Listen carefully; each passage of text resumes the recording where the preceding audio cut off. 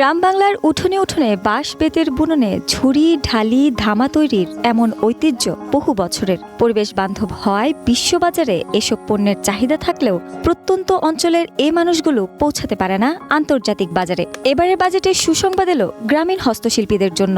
সরকারের সৃজনশীল অর্থনীতির কর্মসূচির আওতায় আন্তর্জাতিক বাজারে যুক্ত করা হবে তাদের। দেয়া হবে আর্থিক সুবিধা আর প্রশিক্ষণ। এসএমসি ফাউন্ডেশন থেকে ওখানে এরা কয়েকবার আসছিল, এটা প্রশিক্ষণ দিয়েছিল। অর্থমন্ত্রী তার বাজেট বক্তৃতায় সৃজনশীল অর্থনীতিকে এগিয়ে নিয়ে যেতে পৃষ্ঠপোষকতার কথা বলেন। জানান, এর ফলে অর্থনীতির মূলধারায় সম্পৃক্ত হবে সৃজনশীল নানা কর্মকাণ্ড। এতে যেমন দেশের ব্র্যান্ডিং বাড়বে, তেমনি তৈরি হবে নতুন রপ্তানি খাত। নির্মাণে নাম্বার 1 শাহ সিমেন্ট। আমাদের লক্ষ্য দেশের ক্রিয়েটিভ শিল্পের, ক্রিয়েটিভ ইন্ডাস্ট্রি বিশাল অর্থনৈতিক সম্ভাবনাকে উন্মুক্ত করার মাধ্যমে অর্থনীতির মূল ধারায় নিয়ে আসা এবং বাংলাদেশের জিডিপিতে এই খাতের অবদান 1.5% উন্নীত করা। 160 একর জায়গার উপর পিপিপি মোড়ে বিশ্বমানের একটি সেন্ট্রাল ক্রিয়েটিভ হাব স্থাপনের বিষয়ে সম্ভাব্যতা যাচাই দ্রুত বাস্তবায়নের উদ্যোগ নেওয়া হয়েছে। সরকারের সিদ্ধান্ত অনুযায়ী ঢাকার পূর্বাচল হতে পারে সৃজনশীল বিনোদন কেন্দ্র। দেশের জেলা উপজেলা পর্যায়ে শিল্পকলা একাডেমি চত্বরে হবে সৃজনশীল কেন্দ্র। এছাড়া চলচ্চিত্র ও ক্রিয়েটিভ মিডিয়ার কারিগরি দিক আন্তর্জাতিক মানের করতে সরকার উচ্চ প্রযুক্তি আমদানিতে বিশেষ কর ছাড় দেওয়ার কথাও বলেন।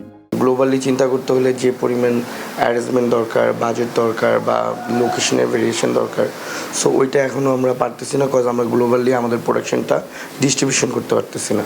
শুধু তাই নয়, প্রথমবারের মতো সৃজনশীল অর্থনীতিতে যুক্ত হলো কন্টেন্ট ক্রিয়েশন ও ফ্রিল্যান্সিং।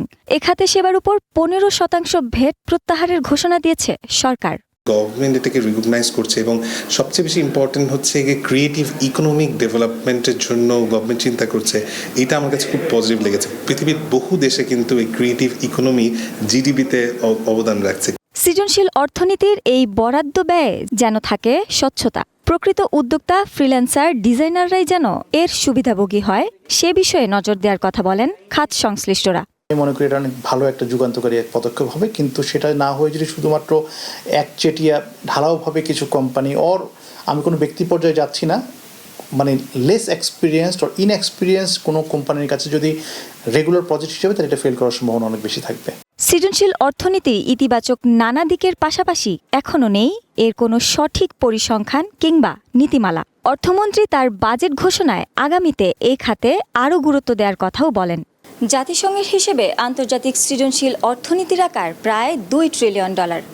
এতদিন বাংলাদেশে এই খাত গুরুত্ব না পেলেও এবারে বাজেটে গুরুত্ব পেল সৃজনশীল অর্থনীতি। এবারে দেখার বিষয় ঘোষণা অনুযায়ী বাস্তবায়ন হয় কিনা। শাওন জুই, ওয়ান নিউজ, ঢাকা।